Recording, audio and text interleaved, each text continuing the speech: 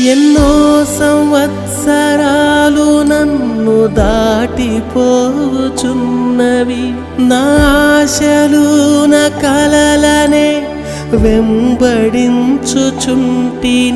ఫలాలు లేని వృక్షము వలె ఎదిగిపోతిని, ఏనాడు కూలిపోదునో ఎరుగకుంటిని.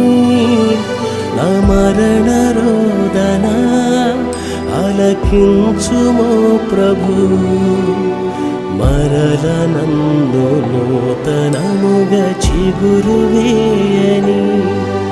నా బ్రతుకు దినములు లెక్కింపనేర్పుము దేవాయి భువిని వేడు గడియ నాకు చూపుము.